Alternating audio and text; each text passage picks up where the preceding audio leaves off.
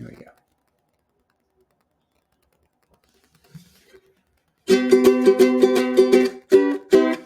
And that opens us up to this episode of Humans Anonymous. My name is Landon, and this is my beautiful daughter sitting next to me. And what's your name, sweetie? What's your name?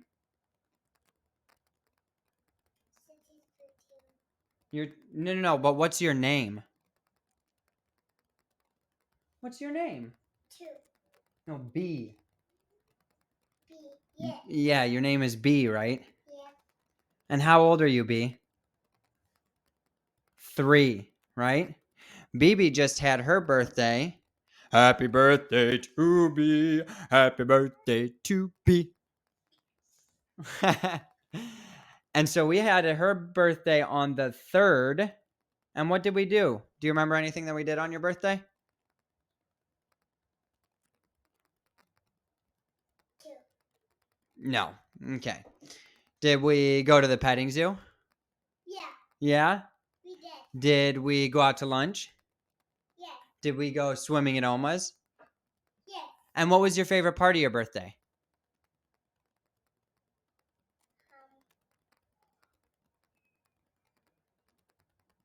Was it your presents? Yeah. What'd you get for your birthday? I don't know. Did you get a bike? Yeah. You did get a bike, didn't you? Yes. And we're learning how to ride it.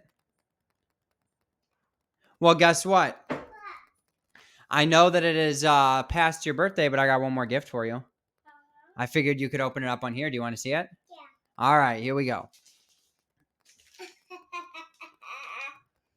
There it is. See? Pop it open. Here.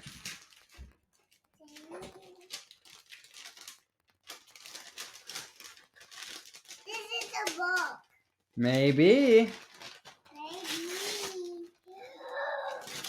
No. What is that? What is that? Can you pick it up? Yeah, I'll get it. What is it? Can you show the camera? That's a big old Mickey Mouse book, huh? Let's see Mickey out here. It's Mickey. You know how Daddy likes to read you stories?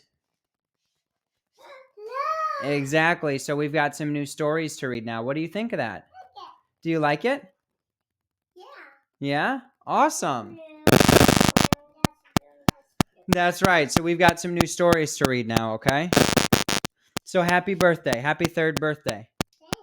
You are welcome. And to everybody else out there, happy 4th of July. That's right. It came and went very quickly. Happy 4th of July to everybody out there who's celebrating. Hope you were safe. I know, Mickey, huh? I hope you guys were safe this 4th of July. And I hope you guys had a lot of fun, maybe spent some time with family, had some good food, whatever it is. I hope that it was great. As always, thank you to anybody tuning in today. Thank you to anybody who's been keeping up with us, watching the podcast. We appreciate you. Thank you for listening or watching wherever you are listening or watching. Today we're going to be talking about humor. What do you think of that? Humor? You want to talk about some humor? No? Well, we're going to anyway, and you are going to sit there with me. So today we're talking about humor.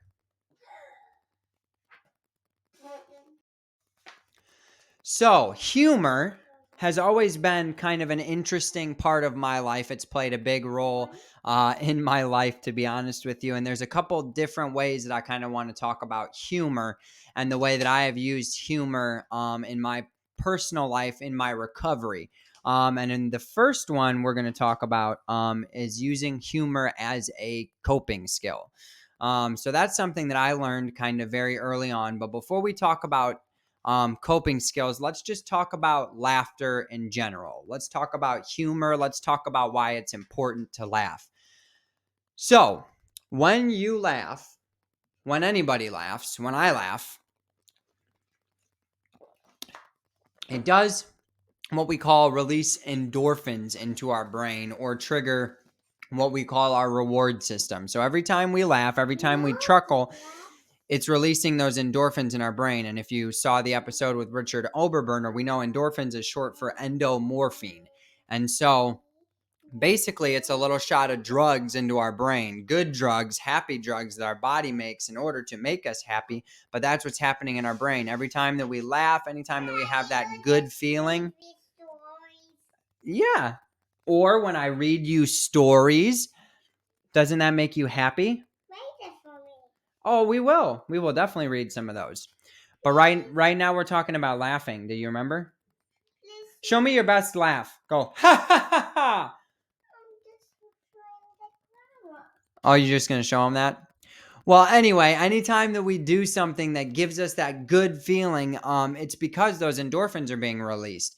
Anytime that we laugh, anytime, like I said, that, we hear a joke, make a joke, those release those endorphins. So it's very important in my life for humor, because I tend to not feel happy or have to fight those feelings of happiness from coming in. And so hold on, I'm talking now. So when I listen to a podcast per se, that's a comedy podcast, which is something I do a lot, and I laugh, it makes me feel much better. And that's because that is chemically happening in our brains. Did you have a question, Miss B? No? Okay. Daddy, What? I love you. I love you too. Daddy, What? please read me a story for me. As soon as we're done with this, I will read you a story. Deal? Deal. All right. So that's chemically what's going on in our brains when we laugh, when we are having a humorous kind of moment. Even when we watch somebody trip and fall, nobody said anything funny, but it creates that laughter. Sometimes it's not funny to watch somebody trip and fall, right, B? Right. But sometimes in a humorous way, it can be. So why is that important? Well, for me, and early on, we teach this a little bit. I've taught it to my daughters to kind of use humor as a coping skill. When we're feeling negative, when we're feeling a certain way, to laugh it off. And to an extent, I think that that's very healthy. I think that there are things that we definitely need to feel, different feelings we need to feel. Sadness, mourning the loss of someone or something. There are definitely a lot of important things that we do need to feel. But I think that often we teach our kids and are taught. Okay. You're going to read it a little bit? We teach them to use humor as a coping skill. And so we, tickle them when they're not feeling good, right? To get that little laugh out of them, right? Or maybe when they're feeling grumpy, we tell them a story that makes them chuckle, or whatever it is. We kind of use that as a coping skill. And so that's kind of been, a center point of my life, is using that humor as a coping skill. Goofy, goofy, goofy. That's me, right? Am I goofy? No. I think I'm a little bit goofy sometimes. And I think that my wife would probably agree, to a fault sometimes. We'll be in very tense situations or be talking about something serious, and I can't help but crack a joke, because that's how I, cope with those feelings. I have to say something to kind of break that tension. Hey, sweetie, can you just wait a little bit to talk until I'm done? I'll ask you a question here in a little bit, okay? Here, can you read it quietly? No. Okay. So I personally use that as a coping skill with a lot of feelings that I have. And like I said, sometimes that can, be something that you have to look at deeper, of why am I using this coping skill? Why am I avoiding this feeling? But a lot of the times it can be very healthy to just to laugh. It can help get rid of a lot of those unnecessary, unwanted negative feelings. And so a lot of times laughter, humor can be used as a coping skill. The other way that I use humor, and this is a little bit kind of in the same strain, but it is a little bit different. I like to use humor to soften harsh things. So I'm going to give you an example here, what I mean by that.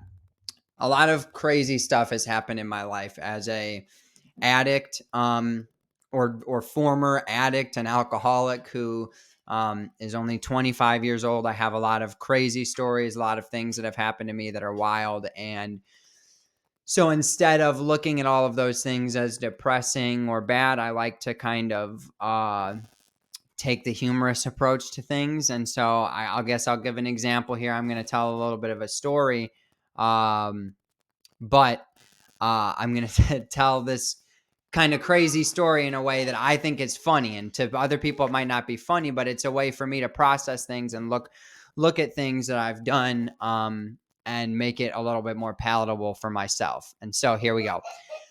When I was living in Milwaukee back in 2018 or 19, I was very addicted to pills and drugs. And so that was kind of what was running my life at the time. And I remember I had just gotten paid. And so I was going to go pick up some drugs for the week from the guy that I knew that sold me drugs. And I didn't have a car at the time. And so I had to walk like all the way across the city. And I'm talking probably like an hour long walk/bus ride all the way across the city.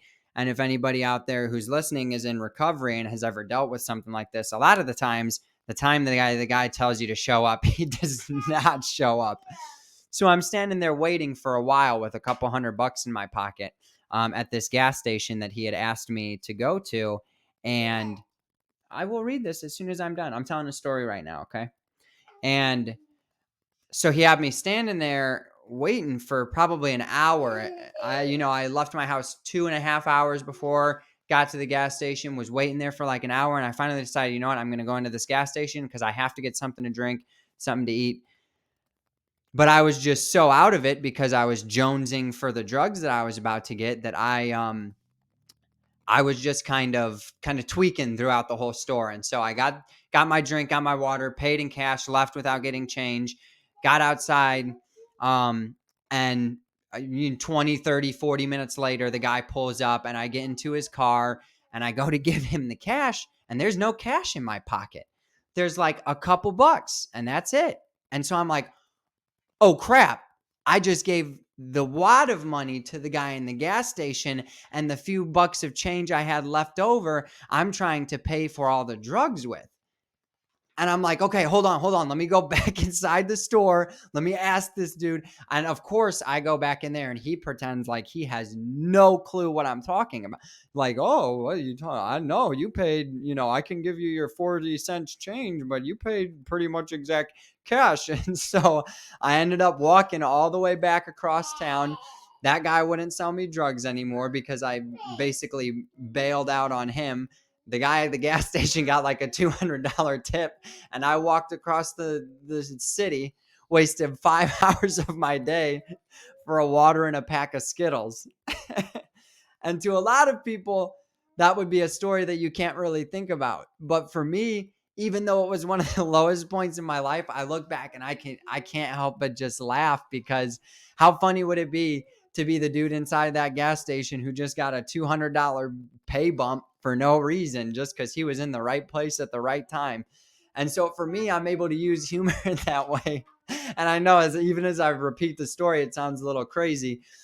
And I remember being so pissed at the time, but now it's like I can look back at things and laugh because I guess whatever reason God has given me this blessing of humor that I can look back at things and not always think of just how terrible and negative they were, but think about how terrible and negative they were and laugh at it and be able to have some humor about it because I know that that's not me. And of course, that's obviously a past life of mine, but a lot of people have a tough time talking about things like that. A lot of people have a tough time thinking about their past mistakes.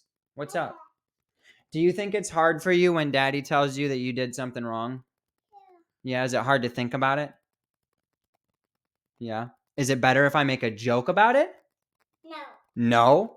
You don't think if I make you laugh, huh? It doesn't make it better? No. I think it does. I think you are being stubborn. Nee. So what do you think? Do you like to laugh? No. No, never.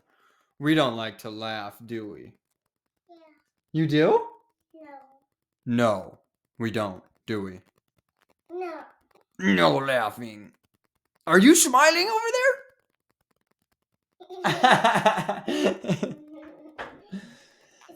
So I think that humor can be an incredibly useful tool. I think that it's important. I think that my daughter really wants me to read this book. And so I'll wrap it up by saying this.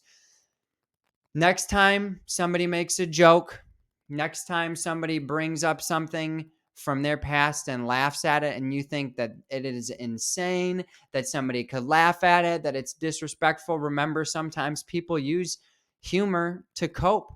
People use humor to get through things sometimes. And I think that that's important. I think that every way that somebody can successfully recover from something and is an important way.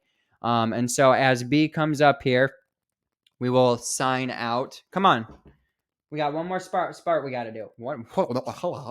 We got one more thing we have to do. Get up here. Come on. Come here. Oh. We're going to say thank you to everybody out there for watching and listening. If you like our content, if you like what we've been putting out, go to www.moi.net. Isn't that right? Yeah. Yeah. Visit our website. You can find contact information for us. Hold on. Contact information for us. You can find more information about the troop, more videos, and you can just check out more content that we're putting up weekly, if not daily. We have stories up there too of messages that are hopeful, because that's the whole goal, right? To put out a message which is hopeful. So with that, we love you guys, and we'll see you soon. Can you say bye? Bye. Do peace. Nice. Give me some. You were so good. Thank you.